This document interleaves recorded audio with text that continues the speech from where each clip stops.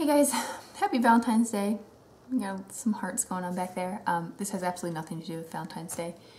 So when I did my last little like chatty vlog, life update kind of thing a week ago or 2 weeks ago, I don't remember, somebody, I think it was Michelle, maybe from Dance Dance 444, who I think is having a baby as we speak. Anyway, I think she suggested like trying to do like little like nap time chats, if you know, as I could, like if I get free time during naps, just kind of like sit down and chat at the camera. And I think that might work.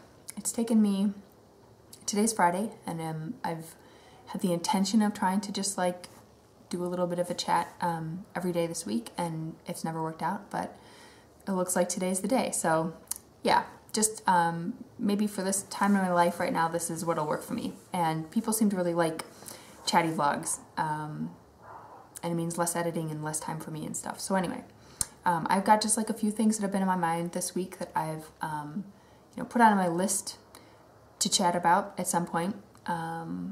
So whatever, I'm just gonna throw stuff out there and just kind of like have a conversation and take a little break. I've got my cold coffee from the morning because that's my mid-afternoon treat. So the first thing is last week we met with a realtor. I mentioned in my 2014 goals video that we are planning a big out-of-state move for some time between now and hopefully the end of the summer. Sometime spring or early summer would be ideal. Right now we don't have anything like set in stone because we don't want to move without a job, like having 2 kids. We don't have like this huge like cushion of savings. We can just like move somewhere and, you know, cover all of our expenses and just kind of float for a while and look for jobs then. So we really need to have something kind of like settled before we, you know, make that leap. So we met with these realtors that actually sold the house when we bought it. So they were, you know, the previous family had used them. And it's a mom and her daughter who had the exact same name, which is, I don't know, kind of a funny thing. Anyway, so they came over and we just wanted to get a feel for what they thought we could ask for the house and like how much of a loss we might take on it. We've only lived here we've lived in this house for 3.5 years. And we had like in mind that we were going to make a few big repairs, that there were just a few things that like were on our list anyway, and we felt like they would probably be like deal breakers, like we would need to fix them before somebody would be willing to buy the house. And so the good news is that they said that most of the repairs, the big stuff that we thought we were going to have to, you know, pay up front, they said not to worry about that stuff. So things like fixing electrical work and fixing the front door and planting trees and all these like expenses we were kind of you know, we had in mind, we actually don't have to worry about anymore. So that's awesome. The bad news is that, so we've never sold a house before, we've only bought a house, and I thought buying a house was really stressful. Turns out, at least my feeling at this point is that buying a house is a cakewalk. It's like fun. You know, it's all about like the possibilities, and you know, you just get to show up places and, you know, say yes or no if it feels right or doesn't feel right. You get to be real specific about what you like and all that stuff. I think selling a house is going to suck. I just didn't know how much. Like, so I expected that we were going to have to do like serious deep cleaning, and that was going to be a, you know, big job, and we were going to have to declutter a lot because, as you guys can tell, we like a lot of things, and this is a very small house and we have almost no storage space. So we have a lot of things that are just out. Like there's really nowhere to put them. And it's sort of just our style too. We collect lots of little antiques and stuff, and we like books and, you know, artwork. So we have like stuff out all the time. So I knew that a lot of that was going to have to go away, and we, you know, whatever, we anticipated like a lot of late nights and a lot of weekends working on that stuff. But it turns out the reality is that they really think for us to be able to sell this house, to recoup what we paid for it, and to possibly make a profit, you know, to walk away with something in our pockets for a down payment on another house later, we need to stage it, like stage it the right way, like professionally, like make it look like a hotel. So that means like absolutely no, you know, personal stuff around. They said probably aim for like 2 to 3 pieces of furniture per room, period.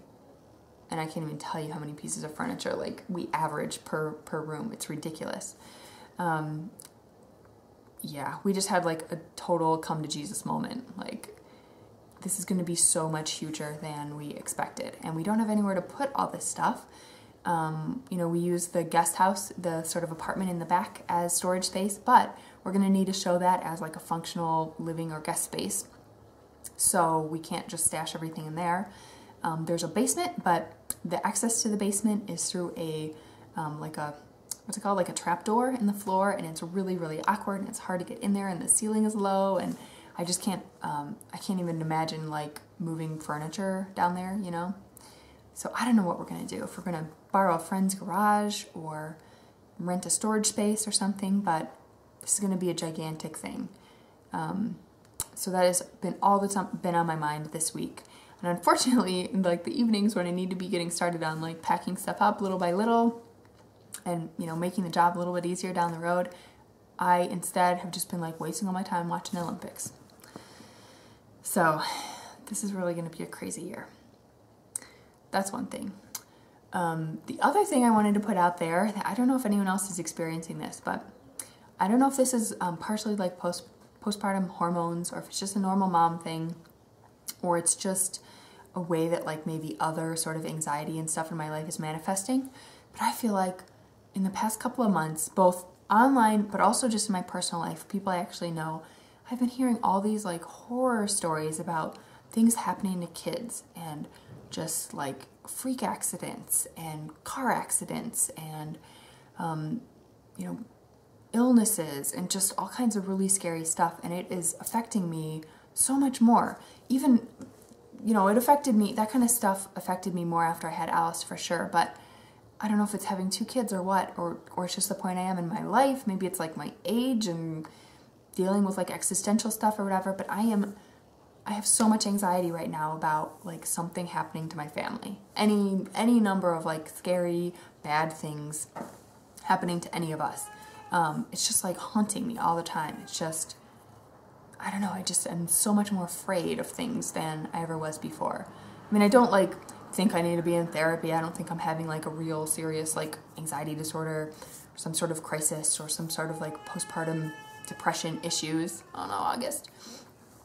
Boom, here's Valentine number 2. All right.